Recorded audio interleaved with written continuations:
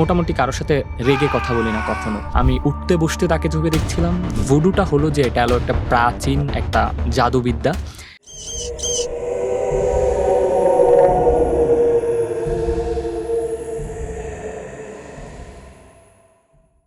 প্রিয় দর্শক, আমরা আবারও ফিরে এসেছি কালের কণ্ঠের নিশি গল্পে। গত পর্বে যাওয়ার আগে ফিরে আসার প্রতিশ্রুতি দিয়েছিলাম, সেই ধারাবাহিকতাই ফিরে এসেছি। আসলে ফিরে আসতেই হবে, কারণ গল্পের শেষ আছে, ঘটনার নয়। আর আমরা এখানে সে সমস্ত ঘটনা নিয়েই কথা বলি যা এখনও অমীমাংসিত। সেই ধারাবাহিকতায় আজকে আমার সঙ্গে রয়েছেন আরও একজন অতিথি, যিনি এমনই কিছু ঘটনার সম্মুখীন হয়েছেন। আমরা যাব তার কাছে। তার আগে আরও একবার ধন্যবাদ জানাচ্ছি আপনাদের। নয়ন, কেমন আছেন আপনি? এই তো আলহামদুলিল্লাহ ভালো আছি। আপনি কেমন আছেন? আমি ভালো আছি। আমরা একটু শুরু থেকে আসি। কিভাবে আপনার জীবনে এই ধরনের অভিজ্ঞতার সূচনা হলো? বছর 2 আগে চলে যেতে চাচ্ছি। তো আমি বিশ্ববিদ্যালয় শেষ করে আমি বাসায় চলে আসছি। তো সেক্ষেত্রে হলো কি, আমি রাত্রে এসে খুব টায়ার্ড, আমি ঘুমাই পড়ছি। তো প্রতিদিন রাত্রে ওর সাথে একটা কনভারসেশন হতো, কথা হতো, অ্যাজ এ ফ্রেন্ডের সাথে কথাবার্তা হয়। তো হুট করে আমার রাত 3টা বাজে ঘুম ভেঙে গেল। আমার মনে হলো যে হাতে আমার কিছু একটা কামড় দিয়েছে।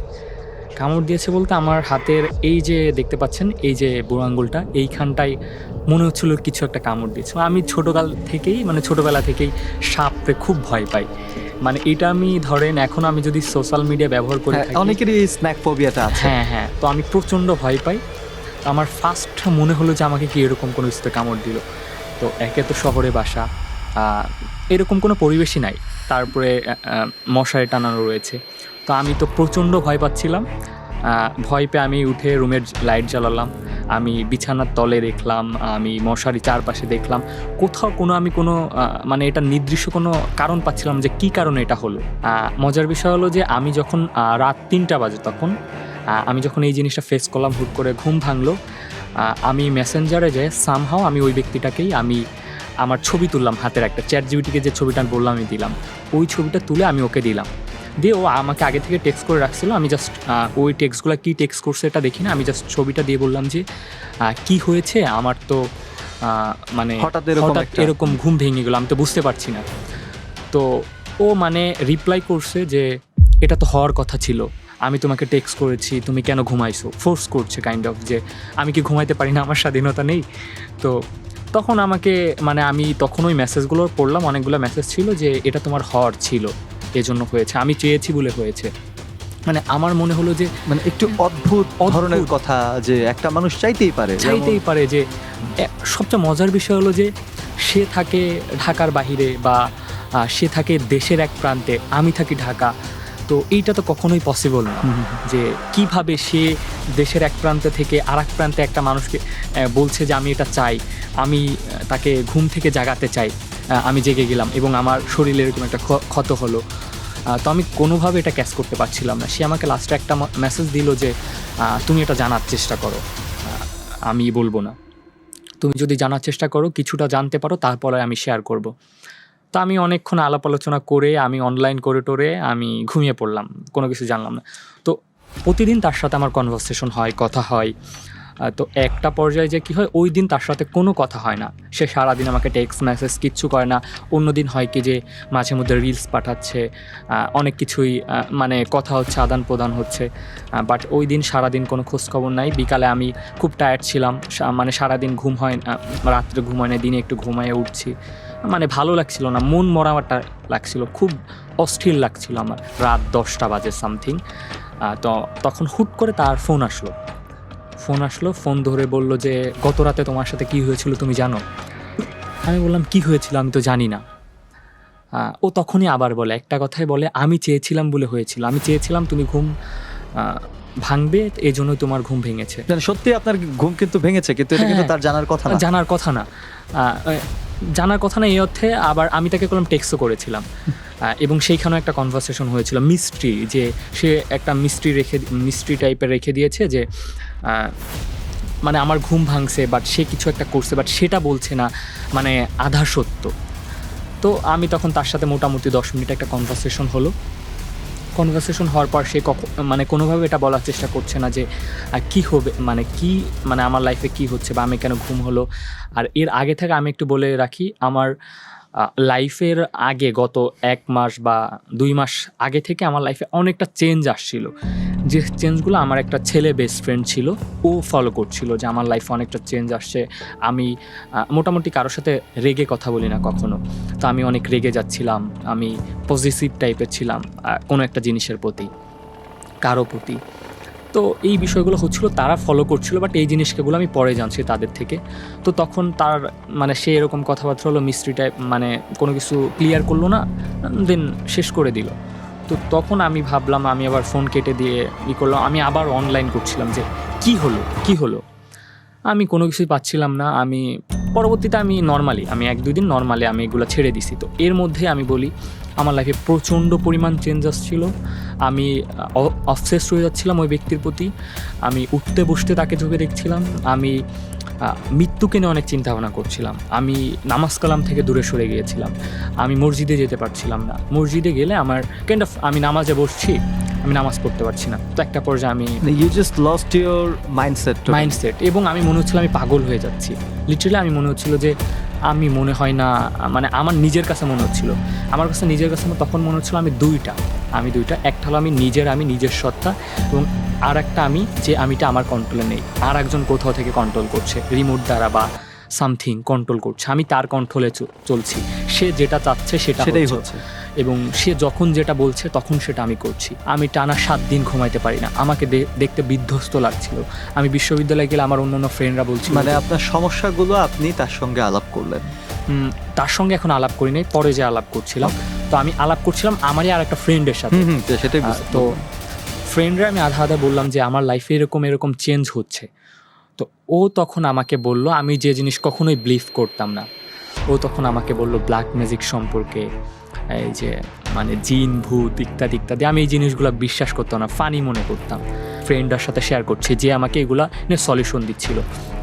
তো একটা পর্যায়ে যেহেতু আমরা কোনো সলিউশন খুঁজে পাচ্ছি না, এগুলো প্রতিনিয়তই ফেস করে আসছি, ও আমাকে তখন বললো, মামা তুই হুজুর দেখা, কোনো ভালো হুজুর পাস কিনা দেখা, হুজুরের কাছে যা কথা বল বিষয়গুলো নিয়ে। তো আমি চাচ্ছিলাম না যেটা করি, আমি বিলিভ করি না এগুলা। তো তখন আমি আবার আমার আর একটা ফ্রেন্ড আছে, ওই ফ্রেন্ড, আমি কারো নাম না বলি, ওই ফ্রেন্ড আমি হুট করে একদিন রাত্রে আবার ছবি পাঠালাম, সেম ছবি পাঠিয়ে বললাম, মামা আমার তো গত 7 দিন ধরে ঘুম হচ্ছে না, হুট করে রাত্রে এরকম হলো, কি হলো? ও আমাকে একটা ভুডু বলল, ভুডু। তো আমি প্রথমে বুঝতে পারিনি ভুডু কি। তো ভুডু একটা খুবই popular terms for black magic, এবং মুভিতে খুব প্রচলিত একটা টার্ম। তখন আমি যখন রাত্রে আমার ওই ফ্রেন্ডের সাথে আলোচনা করছিলাম এরকম হলো, ও তখন ভুডু বললো, আমি বুঝতে পারিনি কি, আমি ভাবছি যে ভিডিও সম্পর্কে বলছে কিনা। আমি তো মানে ওর টেক্সটটা দেখে মানে খুব কনফিউজ হয়ে গেছি। তো তখন আমি ওর টেক্সটটা পাত্তা না দিয়ে আমি ফেসবুক স্ক্রল করছিলাম।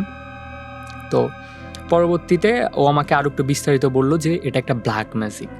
তো এর আগে যখন আমার ওই ফ্রেন্ডটা, ধরেন ফ্রেন্ড বি যার সাথে আমি প্রথমে শেয়ার করছি, ফ্রেন্ড সি যার সাথে আমি পরে শেয়ার করলাম, তখন ব্ল্যাক ম্যাজিক বললো, আমি সঙ্গে সঙ্গে অনলাইন করলাম ভুডু কি। মানে আপনি দুইজনের থেকে ব্ল্যাক ম্যাজিকের একটা ইঙ্গিত পেয়েছেন, দুইজন বন্ধুই আপনাকে এটা বলেছে। তো তখন আমি মনে করেন যে আমি অনলাইন করলাম ভুডু কি, আমি একটা আর্টিকেল পড়লাম, আমি চ্যাটজিপিটি করলাম, আমি অনলাইন করলাম, আমি কয়েকটা বই ডাউনলোড করলাম, সেগুলো পুরো পড়লাম। ভুডুটা হলো যে এটা হলো একটা প্রাচীন একটা জাদুবিদ্যা, এবং এটা হলো মানুষকে পজিটিভ করার জন্য এটা করে থাকে, তার নিয়ন্ত্রণে আনার জন্য, এবং সে যেটা চায় সেই মানুষটা সেটা করবে। এবং আমি তখন ক্যাচ করতে পারছিলাম ভুডুর যে টার্মগুলো রয়েছে, প্রত্যেকটা টার্ম আমার সাথে মিলছিল। ভুডুর কয়েকটা টার্ম রয়েছে, ভুডুর মধ্যে 3-4টা টার্ম রয়েছে, এর মধ্যে একটা হলো ডল, মানে পুতুল নিয়ে যেটা করে। তো তখন আমি এইটা নিয়ে আরও একটু বিস্তারিত আলোচনা করলাম, কিভাবে কি হলো আলোচনা। আমি তখন বুঝলাম, তখন ভুডু করতে মানুষের শরীর, মানে যাকে করবে কিছু এলিমেন্টস লাগে, হয়তো চুল, নখ, কোনো কিছু একটা লাগবে।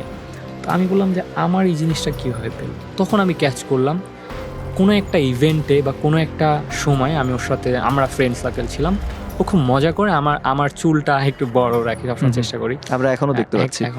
তো ও চুল নিয়ে খুব মজা করছিল। তো এর মধ্যেও আমার কয়েকটা চুল ছিঁড়ে ও একটা সাদা কাগজে মোড়ায় ওর ব্যাগে রাখলো। আমি জাস্ট ফাজলামি মনে করলাম যে নর্মালি রাখতে পারে, সে খুব আমার কাছের ফ্রেন্ড। তো পরবর্তীতে পরবর্তীতে ওর চুলটা আবার ওই সাদার যেইটা সেটা একটু এরকম দাগাদাগি করে আমার কাছে আবার ব্যাগ দিছে। বাট ব্যাগ দেওয়ার পরও আমার কাছে মনে হচ্ছে যে ও আমার চুল ওইখান থেকে কিছু অংশ রেখে দিয়েছিল। পরবর্তীতে ওটা ফাজলিমি করে আমাকে দেখাইছে যে না আমি তুমি এটা নিই। তো তখন আমি ক্যাচ করতে পারলাম বিষয়গুলো, করতে পারছিলাম যে না, সামথিং ইজ রং, আমার সাথে আসলে কিছু একটা হচ্ছে। তো আমি এত কিছু জানার পর, আমি যখন ভুডু সম্পর্কে বিস্তারিত জানার পর আমার লাইফ চেঞ্জ হয়ে যাচ্ছে, আমি পাগল হয়ে যাচ্ছি তখন। আর এর মধ্যে ওই ফ্রেন্ড সম্পর্কে আমি আর একটু বলি। আমি তখন ভুডু, সাইকোলজি ইত্যাদি নিয়ে সম্পর্কে পড়াশোনা করছিলাম যে এই ভুডু কোন ধরনের মানুষরা করতে পারে, মানে সব কিছু। তো আমি যখন এভরিথিং জেনে গেলাম, মানে নিজে থেকে স্টাডি করে জানলাম এবং সব কিছু দেখছি আমার লাইফের সাথে মিলছে, তখন আমি শর্টপট করছিলাম যে না, আমি আমার ওই ফ্রেন্ডের সাথে আলোচনা করবো এই বিষয়গুলো।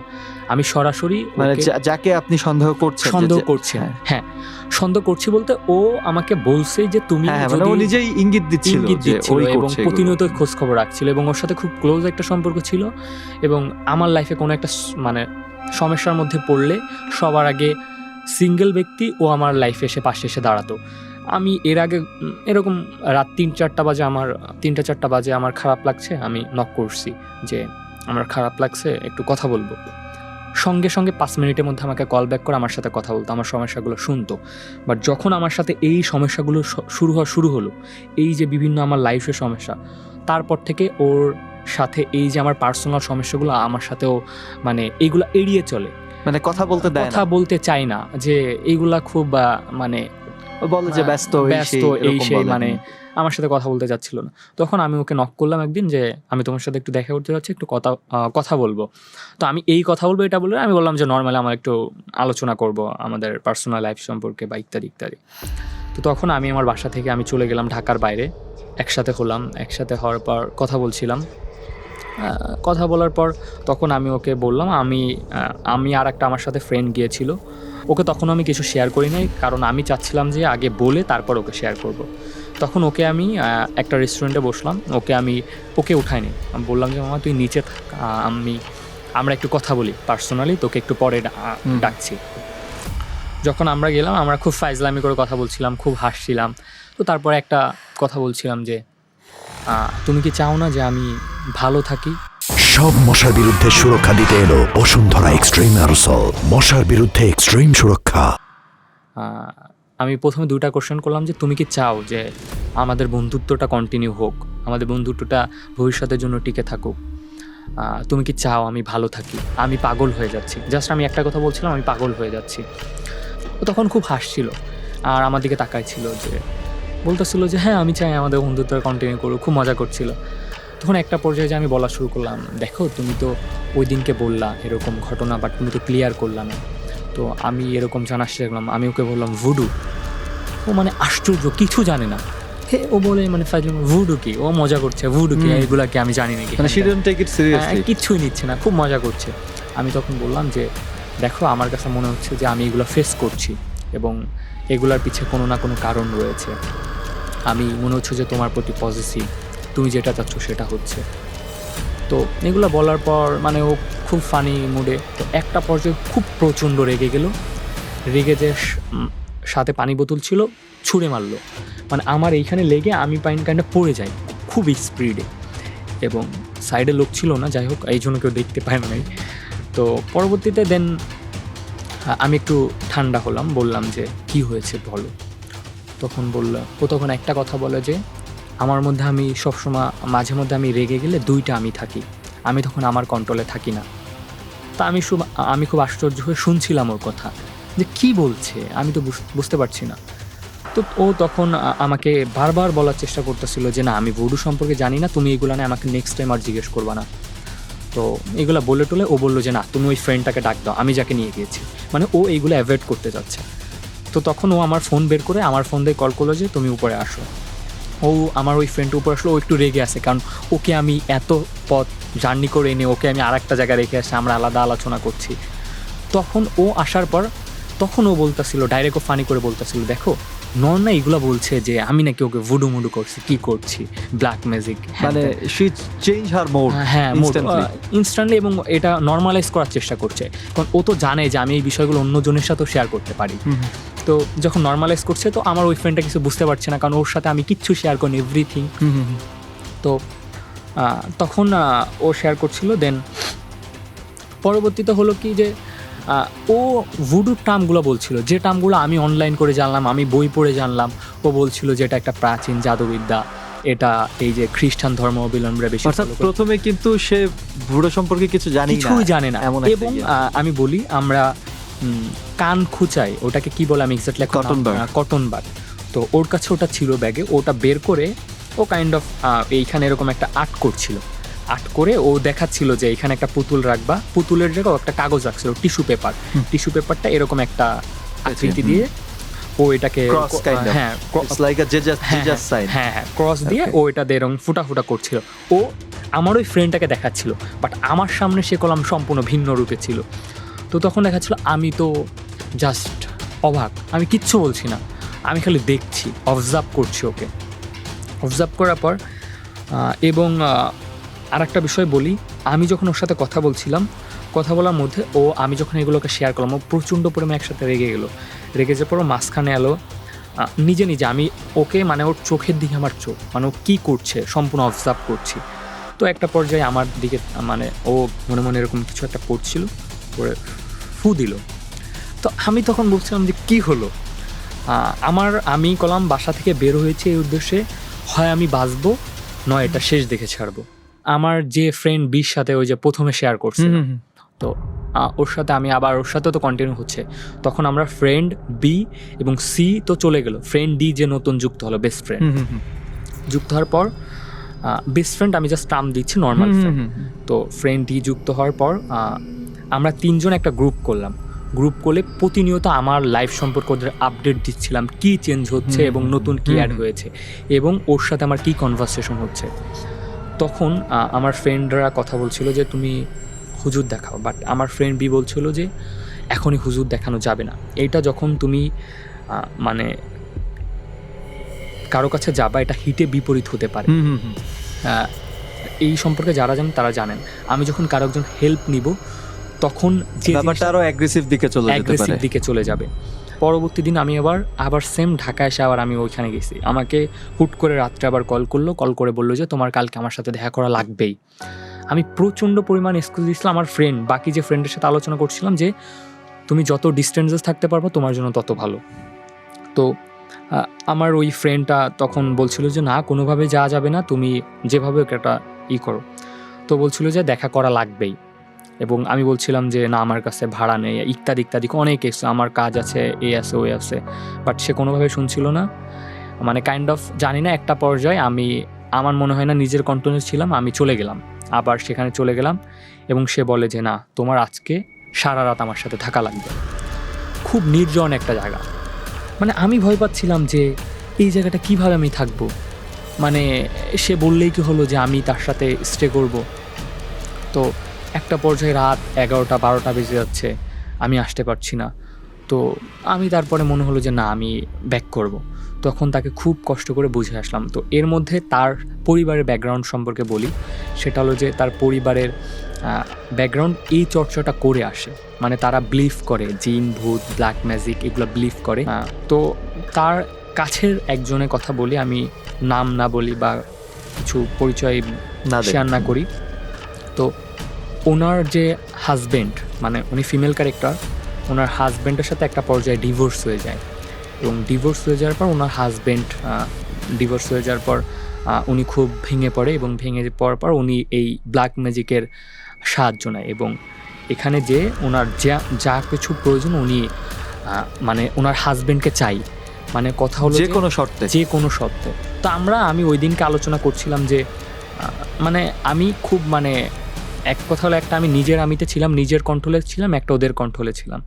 তো তখন আমি মনে করেন যে ওই মেয়েটা যখন আলোচনা করছিল যে না, আমার স্বামীকে চাই, একটা যা হোক, মানে আমার কিডনি বিক্রি করে হলেও আমি তাকে চাই, হুম। আমার ব্যাগ আনা লাগবে, কারণ সে পাগল হয়ে গেছে, পজিটিভ হয়ে গেছে যে এখানে যত টাকা ঢালা লাগুক তত টাকা আমি ঢালবো, বাট আমার তাকে চাই। তো সেজন্য পরবর্তীতে আমি তো এগুলা খুব মানে মনোযোগ দিয়ে শুনছিলাম এবং অবজার্ভ করছিলাম, আমি ফোনে রেকর্ডিং করছিলাম, আমি সব তথ্যগুলো সে রাখছিলাম। এবং আমার যে হাতের এইখানে ফুটো হলো সেটার আমি ছবি, তার কল রেকর্ড সব কিছু এভরিথিং আমার কাছে সংরক্ষণ করছিলাম। তো পরবর্তীতে আমি এইদিকে কল রেকর্ড করছি, ওদিকে শুনছি তাদের শেয়ার করছে যে বাসায় থাকলে রাত্রে মানে টিনের চালে ধুমধাম শব্দ হচ্ছে, কেউ একজন তাকে ডাকছে, এগুলো শেয়ার করছে। তো আমি এগুলো মানে আমার কাছে মনে হচ্ছিল যে কিসের মধ্যে এসে পড়লাম, আমি এটা থেকে পালিয়ে আসতে যাচ্ছিলাম, ভয় পাচ্ছিলাম প্রচণ্ড পরিমাণ, খুব নার্ভাস হয়ে যাচ্ছিলাম। তো একটা পর্যায়ে রাত্রে আমি ব্যাক আসলাম বাসায় খুব কষ্ট করে। তো ব্যাক আসার পর ওর পরিবার সম্পর্কে আরও একটু ঘাটাঘাটি করার চেষ্টা করলাম। সেটা হলো যে ওর মধ্যে সাইকোলজি কিছু সমস্যা ছিল, যার কোনো আসলে ও এইগুলা যেহেতু পরিবারের শুরু থেকেই ও কোনো একটা জিনিস চাইলেই পেয়ে আসছে। ভুডুর এটা করলাম কন্টিনিউ করতে হবে, আপনি যদি করার মধ্যে থাকেন না, আপনি যদি কাউকে পোজেস করছেন, পোজেসের মধ্যে থাকতে হবে, আপনার এটা প্রতিনিয়ত কন্টিনিউ করতে হবে। কন্টিনিউ না করলে এটার যে আমার প্রতি বা যাকে করছে তার প্রতি যে কাজ করে না, একটা পর্যায়ে যে সেটা কাজ করে না। তো আর একটা বিষয় হলো যে কাউকে যদি আপনি ভুডু করছেন ফুল কন্ট্রোলে যদি না আনতে পারেন, এটার হিটে বিপরীতে কলাম মানে নিজের উপর সেটার প্রভাব ইফেক্ট করবে। এবং এটা কলাম তার হয়েছিল, সে এটার সাথে পেরে উঠছিল না এবং সে আমাকে পুরোপুরি কন্ট্রোলে আনতে পারছিল না, জানি না কেন। হয়তো আমি তারপরও যতটুকু আমি নামাজ কালাম পড়ার চেষ্টা করেছি বা আমি নিজে জানার চেষ্টা করেছি, এই জন্য হয়তো পারেন, মানে বাঁচার চেষ্টা আপনিও করেছেন। এবং তার ধরেন শরীরে অনেক ক্ষত হচ্ছিল, সেগুলো আমাকে ছবি তুলে পাঠাচ্ছিল যে আমার এরকম এরকম হচ্ছে, মানে যে কারণ ওটা আমাকেও পুরো কন্ট্রোলে আনতে পারছে না, এটার বিপরীত ইফেক্টটা তার উপরেও কিন্তু আপনি লক্ষ্য করেছেন। ওকে কোনো কিছু পাওয়ার জন্য কোনো কিছু বলি দিতে হয়, স্যাক্রিফাইস বলে এটা, দ্য টার্মস অফ স্যাটানিজম। তো বলি দেওয়ার ক্ষেত্রে ধরেন হতে পারে যে নিজের রক্ত, কোনো একটা হতে পারে কোনো একটা মুরগি, ইত্যাদি ইত্যাদি। আমরা তো জেনে আসছি বা জানি যে সব কিছু স্রষ্টার তরফ থেকে আসে, স্রষ্টা দেন। কিন্তু কিছু কিছু মানুষ, আমরা এটা তাদের বিকৃতিও বলতে পারি, আবার আমরা তাদের এটা ফিলোসফিও বলতে পারি। দে বিলিভ দ্যাট যে জিনিসটা আমাকে গড দিচ্ছে না বা গড না দেওয়ার সম্ভাবনা আছে, এই জিনিসটা আমি নিজে নিজে অর্জন করে ফেলবো, এবং গড যেহেতু হেল্প করছে না সেক্ষেত্রে আমি শয়তানের হেল্প নিব বা শয়তানের সাহায্য নিব। এরকম একটা থিওরি আসলে পৃথিবীতে অনেক আগে থেকেই প্রচলিত ছিল, সেটা এখনো আছে। এবং আমার কাছে মনে হয় যে এই চর্চাটা এখন অনেক হয়।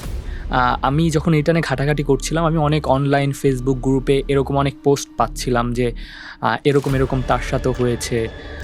আমার তখন মনে হলো যে আমাদের ইয়াং জেনারেশনে এই জিনিসটা অনেক করে, এটা অনেক অনেক করে বলতে কি যে আমরা তো অনেক তরুণ, তো সেক্ষেত্রে হয় কি যে আমরা কোনো কিছু না বুঝেই ধরেন এই যে ভালোবাসার ক্ষেত্রে হয় যে আমার ওকে লাগবেই, মানে অনেকটা জিদ করে অনেক কিছু হয়ে যায়, অনেকের হেল্প নিয়ে এইগুলা করে, বাট এইগুলো অ্যাট দ্য এন্ড কোনো সলিউশন না। আর এইগুলা কোনো সলিউশন এনে দিতে পারে না, এইগুলো শুধু এনে দিতে পারে ধ্বংস, এগুলা এনে দিতে পারে শুধু মৃত্যু। ধন্যবাদ যে আপনি আজকে আসলে আমাদেরকে সময় দিয়েছেন, আপনার এই যে অভিজ্ঞতা, আপনি আসলে আমার সঙ্গে এগুলো নানা সময় শেয়ার করেছেন আগেও, সেজন্যই আজকে আপনাকে ডাকা। এবং আমি দেখছিলাম যে তখন আপনার খুব বিমূর্ত একটা অবস্থা যাচ্ছিল, আপনি খুবই কষ্টে ছিলেন যখন ঘটনাগুলো ঘটছিল।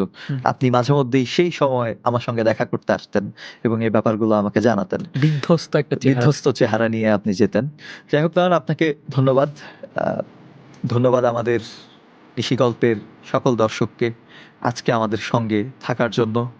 দর্শক, আমরা আবারও ফিরবো অন্য আরেকটি পর্বে, অন্য একজন অতিথি নিয়ে। আপনাদের জন্য ঠিক এইরকমই লোমহর্ষক অভিজ্ঞতা যাদের রয়েছে তাদেরকে এখানে নিয়ে আসবো। সে পর্যন্ত ভালো থাকবেন, সুস্থ থাকবেন, দেখা হবে।